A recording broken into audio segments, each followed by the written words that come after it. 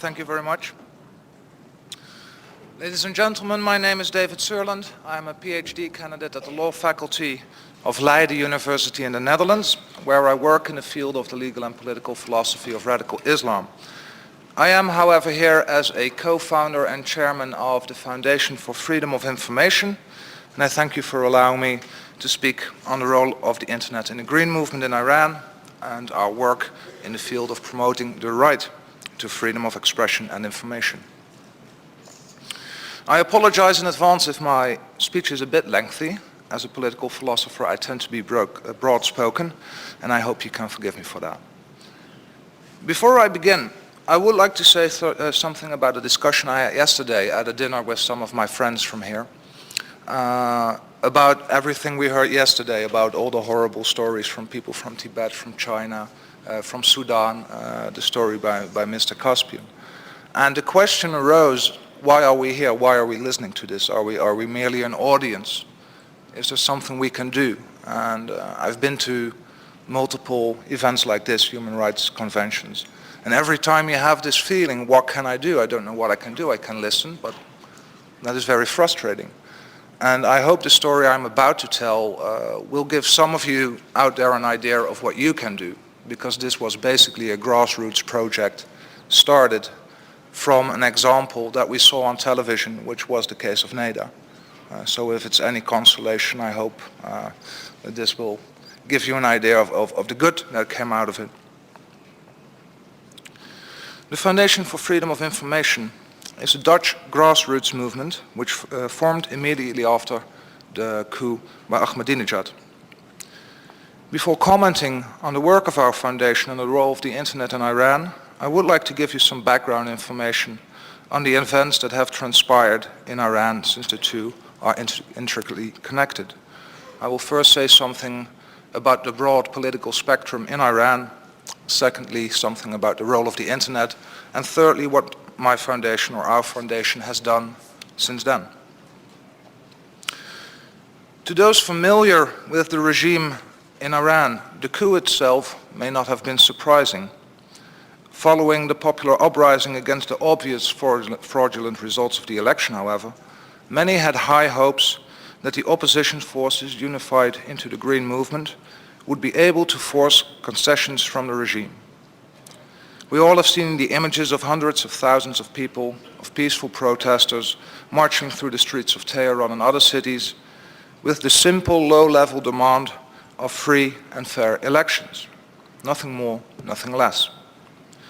Unfortunately, not only has the regime refused to concede on any of the demands of the opposition, the past few months have shown a radicalization of the regime's position and a dramatic change in the attitude of the demonstrators. As you may know, the Islamic Republic of Iran was founded on the widespread application of persecution, torture, and the annihilation of the former allies against the Shah by Ayatollah Khomeini. This purge basically eliminated the secular, monarchic, liberal and communist parties from the political spectrum of Iran and led to the establishment of the exclusive supremacy of political Islam over Iran. Whilst people were allowed to vote, the persons on whom one could vote, however, had to be approved by a council of clerics who would ensure that the Islamic character of the Republic would not be in peril from, let's say, secular candidates. Laws that were adopted by the elected representatives were also susceptible to review by a council of clerics without any democratic legitimation. In the decades since the Islamic Revolution, the ranks of the electable candidates have seen the emergence of a division between hardliners on the one hand and reformers, however moderate their reforms may have been, on the other hand. So in essence, to its most formal criteria, Iran is a democracy, since one can vote upon candidates from more than one political denominator. But the degree of political diversity is extremely limited and in essence doesn't give much of an alternative to the situation in existence since the year of the Islamic Revolution. In the last year, however, events have led to a radicalization both on the side of the regime as on the side of those opposed to the current regime. Power in the upper echelon of Iran shifted from the physically weak supreme leader Khamenei to his henchman, President Ahmadinejad. And Ahmadinejad himself has surrounded himself with clerics who, even to Shia theological standards, operate on the outer fringes of radicalism, such as Ayatollah Yazdi. This group of Ayatollahs firmly believe that the Iranian system of government, known as Velayat-e-Faqih, or rulership of the jurists, which is basically a theocratic dictatorship, not only can be, but must be enforced, if necessary by violence, since it is from a theological perspective necessarily independent of the will of the people.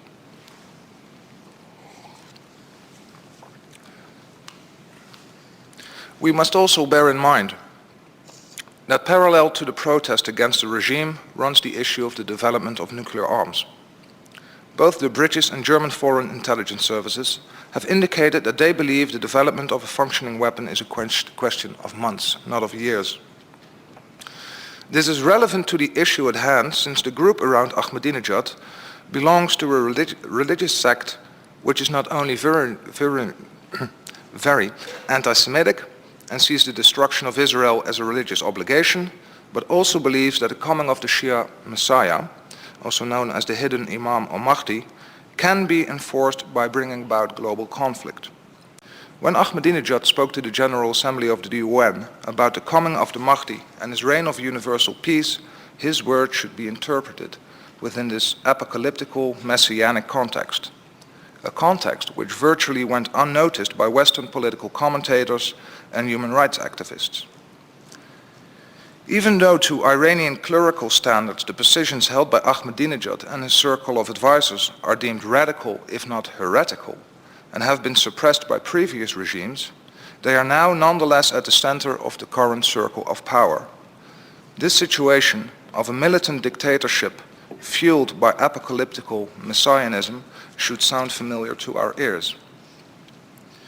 On the side of the demonstrators, the earliest demands of free and fair elections hardened after the disillusionment in any regime cooperation. In the later months of the protest, one could see pictures of Khamenei and even of Khomeini being burned on the streets, and calls for a secular republic became louder. This is no longer about, or only about, free and fair elections. It has become a demonstration, in part, for a fundamental change in the nature of the regime. In a sense, there is no way back from this point. It either ends with the abolition of the Islamic regime or with the bloody repression of the Green Movement.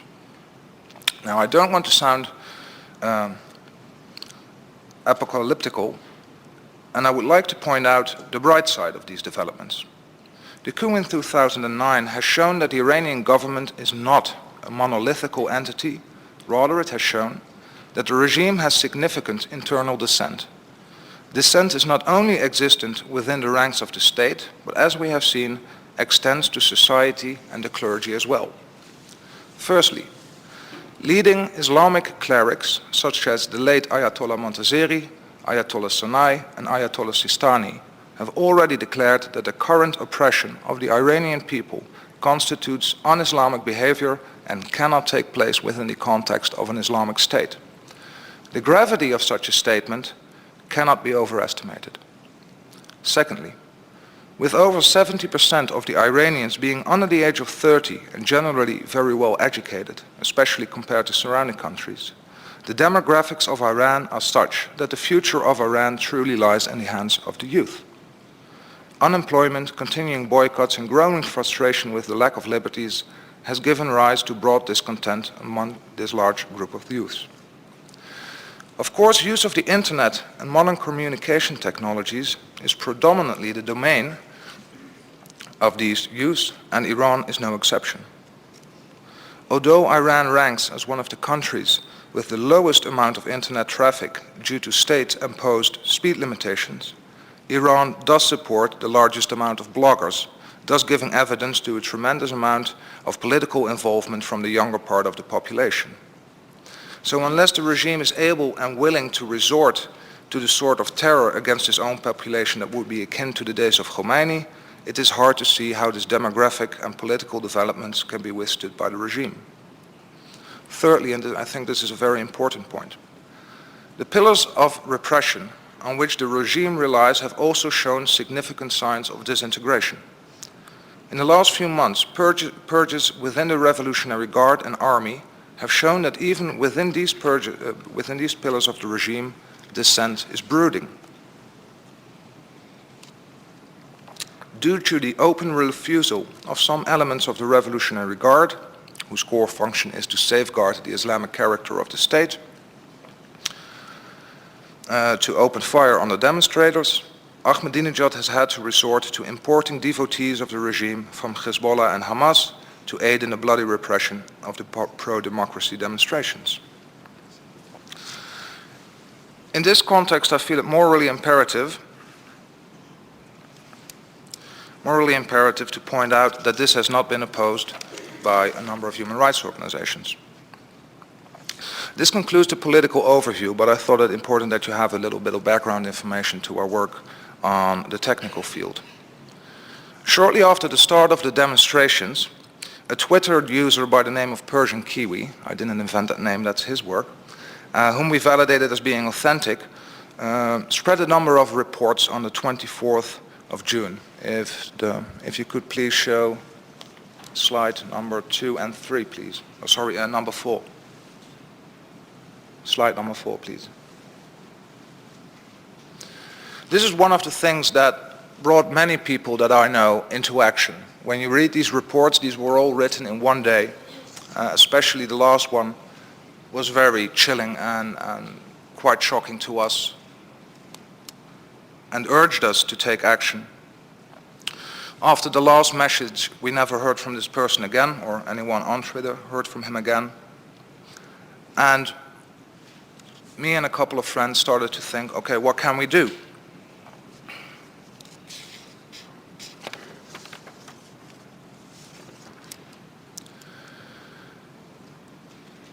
As Dr. Martin Luther King once said, in the end, we will remember not the words of our enemies, but the silence of our friends. And whilst internet freedom, as Mr. Borstein from Google earlier today stated, is not the end-all and be-all of communication, it is the most sophisticated and easily available means of communication. I agree with him that we should not see it as a utopian vision of the role of internet that's going to bring democracy worldwide, but having said that, this form of communication touches upon the foundation of democratic ideal, and even more fundamentally, it touches upon the ideal of the political. So how do you resist? How do you help people in Iran at such a moment in time? To our opinion, the internet and modern communication technologies are pivotal in facilitating this possibility of supporting people in other countries, even though their regimes try to block every access to that country. Starting a few days after the election, we began a program called iProxy Iran. The idea was that since it was the summer, a lot of companies had servers running, institutions had servers, universities, they had servers running that were not being used, so they had a lot of access bandwidth. Now, the idea was that since the Iranian government was blocking access to the internet, we might provide the people of Iran with so-called proxies using the access bandwidth of Dutch servers. Maybe you could show slide number 2, please. Here you see an analysis of internet traffic following on the day of the coup. You can see a sharp decline where the Iranian government decided to slow down internet traffic almost to a halt, and after that it slowly creeps up, mainly because the Iranian government is dependent on the same internet connection as the opposition is. So we started this idea of lobbying civil society in Holland for proxies.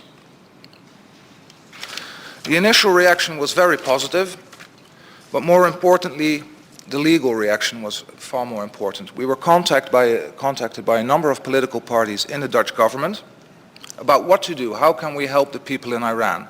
And we suggested to them 4 different motions, which the entire Parliament adopted and is now part of our Dutch legislation. These include that it is now in Holland forbidden to deliver surveillance technology to Iran, the same surveillance technology that makes it possible for the Iranian regime to know what you are text messaging, to whom you're doing it, what your email is, what kind of internet pages you're looking at. This technology is now outlawed in Holland. You cannot sell it to them. Secondly, we gained about a subsidy of €1 million to develop anti-filter technology. We lobbied in the United States with our co-partners over there that resulted in the adoption of the Voice Act, which released $20 million for the development of internet filter breaker software. And very recently, the European Parliament has voiced its massive support for a Europe-wide ban on the sale of surveillance technology. So these are quite unexpectedly large successes in the legal and political field. Now let's turn to the actual use of internet and telecommunication in the Green Movement. What we're basically facing is a weapons race between the Green Movement and the Iranian regime. It's a cat and mouse game of who has the latest technology and who knows how to outsmart the other person. It all started with providing proxies, which I just mentioned, but a proxy is actually a very limited weapon in your arsenal. It only allows you to look at a website safely, but it doesn't allow you to post anything, no YouTube videos, no messages, and is therefore of limited use if you're trying to mobilize people for a demonstration. Furthermore, the Iranian government proved very good in shutting down the proxies within a matter of days, sometimes even hours. So what we did, or people we work with did, was develop software that allowed you to break the filters of the government. And the benefit of these filters was that you could go to websites, you could even post something, and it would be open longer than proxies. But eventually, the Iranian government as well managed to close these down. The most current development is that we now have filter breakers that not only allow you to post things, but you can also post it on Facebook, on YouTube, on Twitter, actually opening up the whole system from within. You can use it from in Iran. Another technology that partners of us have developed is a technology by which you can make a video with your mobile phone and it is immediately uploaded to the internet. You do not have to go home, log into your own home PC, which encapsulates the risk of you being identified, but it is immediately anonymously uploaded to the internet. It is thanks to technologies as these that NADA became the symbol of the Green Movement within the space of one day. Amazingly, it was not due to any central coordination, not due to the support of a state, but the spontaneous adoption by all those who support the Green Movement in Iran and outside.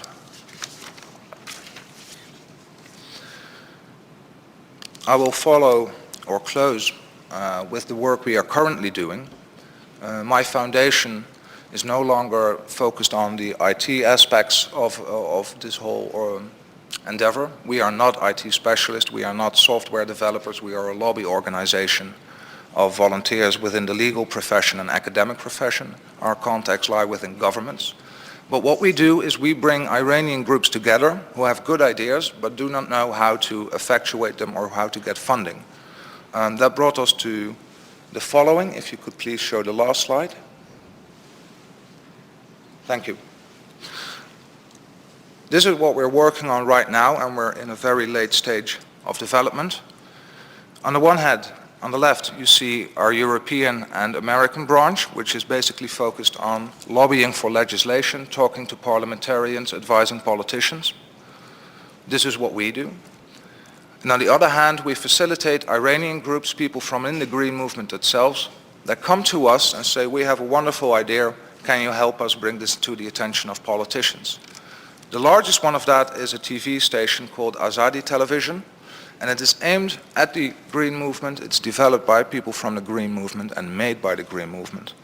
And one of the most important things that they said to us is, listen, the divide within the Green Movement is as follows. There are people who want to keep the Islamic character of Iran, and there are people who are secular. But most people do not know what secular means. They have no education in this field. So they think if you name the term secular, you're talking about drugs, sex, and rock and roll, and throwing the Quran out the window. Of course, this is nonsense. This is not true, but this is the propaganda of Ahmadinejad, and it's working. So this television station will try to educate people on what is freedom of religion, what is freedom of expression.